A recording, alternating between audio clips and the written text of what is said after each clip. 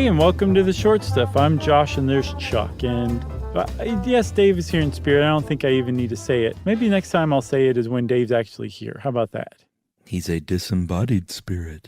That's right, Chuck. Nicely done, because this is a Halloween-esque, Halloween-ish, nay, Halloween-y Short Stuff episode. Yeah. In October, we try and throw you a couple of bones from the skeleton dangling from behind you. That's right. Nicely done. So dumb. I think we explained jack-o'-lanterns at some point. We did. I know we did. We did a Halloween episode that we could either redo or re-release. It was a good one. Okay. Yeah. But we definitely talked about jack-o'-lanterns in that one, I think. Well, we're going to do it again. Okay. Yeah, because I don't really recall this story, but the whole idea of jack-o'-lanterns is that they're based on a Irish legend of a man named Stingy Jack, who's fascinating, but you probably wouldn't have wanted to be friends with him. No, not Stingy Jack. No. Which is how I read it in my head 4 times. Until just now when I said stingy? No, I finally figured it out because it's pretty obvious where he gets that name. But okay. I was still very thick-headed and saying Stingy Jack in my head. But why was he stingy? Well, he was stingy because his legend has it. Stingy Jack was hanging around, said the devil comes walking by, and he says, "Hey, devil, let's go have a cool one. You could use that."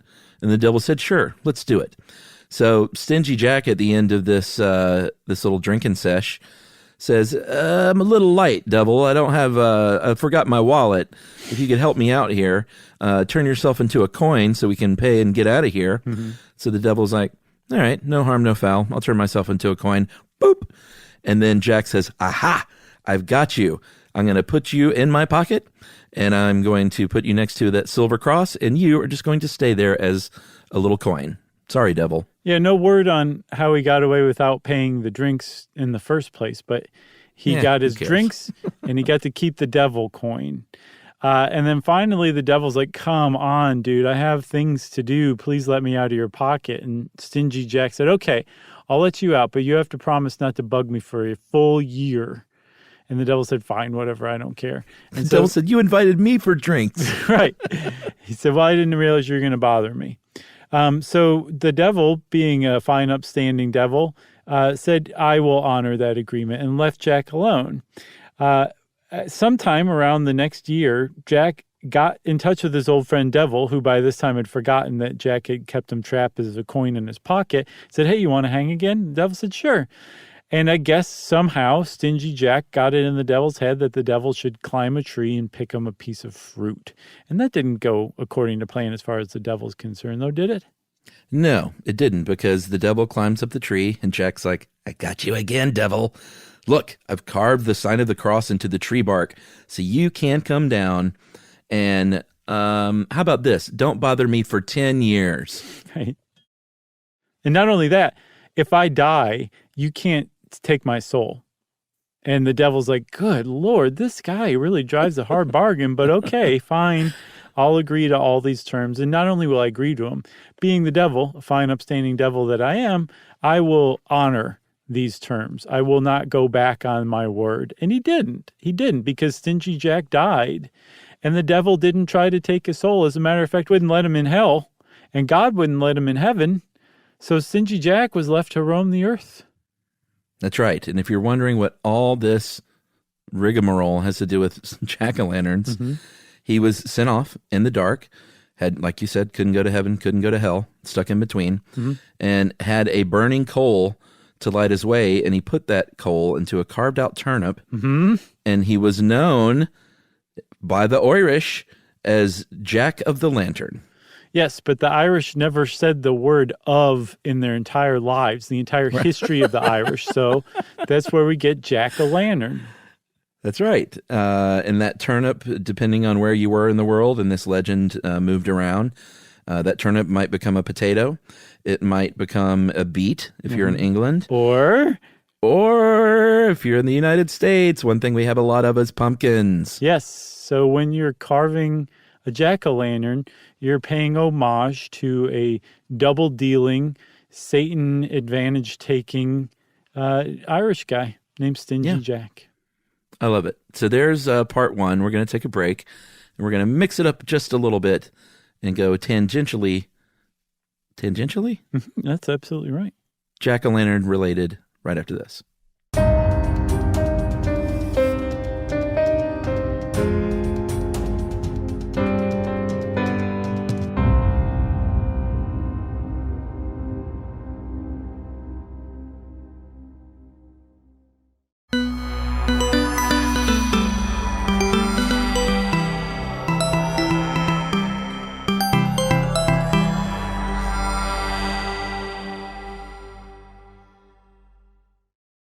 Okay, Chuck, we're back and we're talking about now nothing that has to do with Jack. Well, I guess a little bit, like you said, tangentially.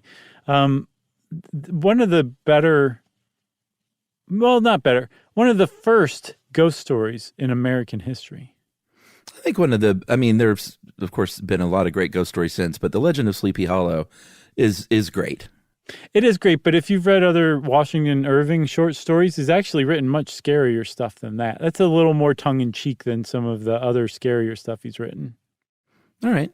Fair enough. It's fine, though. So the Legend of Sleepy Hollow concerns the Headless Horseman. And that, I think if you're a kid, even if all you ever saw was that Disney cartoon, the idea of the Headless Horseman is utterly terrifying. Yes, totally, absolutely. One of the more terrifying figures in American history, American lore. Agreed. And it takes place in the real Sleepy Hollow in Westchester County, New York. Mm-hmm. And it is about a new man in town, the sort of lanky, goofy schoolmaster Ichabod Crane, who is in love with and courts Katrina, or thinks he's in love with Katrina Von Tassel. Mm-hmm. And when he is rebuffed at a party by Katrina, that Headless Horseman appears seemingly out of nowhere and chases him down, and he vanishes. Yeah, Ichabod Crane is never found or heard from. That's right. Again. And there's that jack-o'-lantern, because he throws that flaming jack-o'-lantern in the cartoon. Right. Well, in the story, the Headless Horseman throws his head and connects with Ichabod Crane's head and knocks him off of his horse, and all that's found near that spot the next day is a smashed pumpkin. So it's not entirely clear whether it was a Headless Horseman or somebody playing a prank or whatever, but if it was all in Ichabod Crane's imagination. But the upshot is that he was never heard from again, which is pretty mysterious. The thing that's so cool about the Legend of Sleepy Hollow, though, and what makes it so interesting, is that Washington Irving kind of interwove fact and fiction to come up with this tale. Quite brilliantly, actually. I think that's one of the reasons why it is so creepy, is because you hear oh wait, there's a real town called Sleepy Hollow in New York, stuff like that. I wonder if you go to Sleepy Hollow if there's any sort of touristy things you can do. Oh, I would guess so.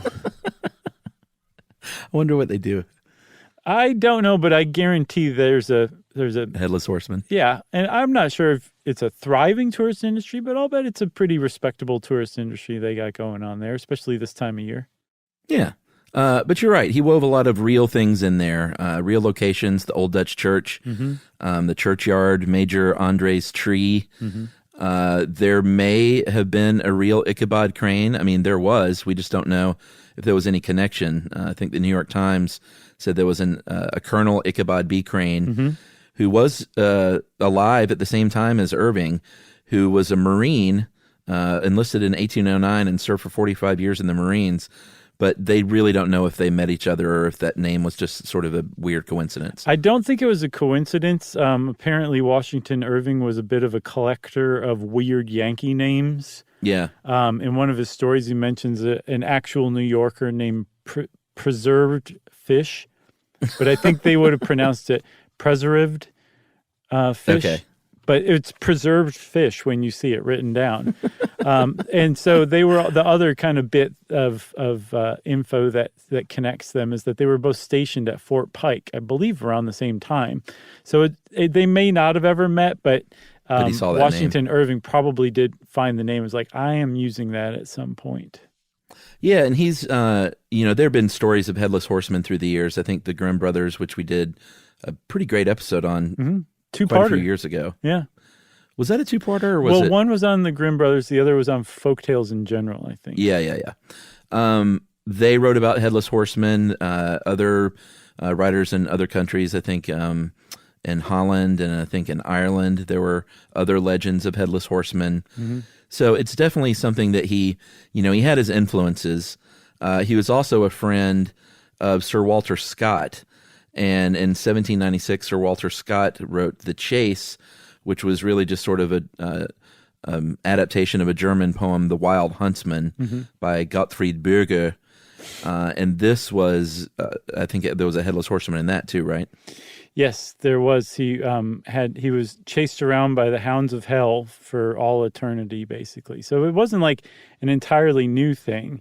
But one of the other things that makes it so creepy is that Washington Irving took a piece of actual history of local upstate New York history, and used that as the basis for his headless horseman. He said it was a Hessian mercenary. And there were Hessian mercenaries fighting in the Revolutionary War alongside the English. Wasn't it the English they were fighting with? I think it was. Yeah. Well, actually, they were probably fighting on either side because they were mercenaries and they didn't really care. But in this case, it was a Hessian mercenary who, at the Battle of White Plains around Halloween in 1776, got his head taken off by a cannonball. And it was such a remarkable, unlikely event that people wrote down in their journals about this. I can imagine the entire battle stopped and everybody went over and looked because that was just such a nutso thing that happened. But that was an actual event, and Washington Irving used that as the basis for his headless horseman. That's right. And all of this to say is that maybe one reason why it was so popular to begin with, because he was weaving in these stories of folklore that other people had known, all these real places from the region that people knew were real places, and that probably made it just a bit more interesting than your average ghost story for the time. Definitely. And it is a great ghost story, everybody. So go read it, okay? Okay? Are you asking me? Yeah. Okay. I'm looking for some support here. Yeah, everybody, go read it. Do what Josh says already. So, since Chuck said that, everybody, Short Stuff is out. Stuff You Should Know is a production of iHeartRadio. For more podcasts from iHeartRadio, visit the iHeartRadio app, Apple Podcasts, or wherever you listen to your favorite shows.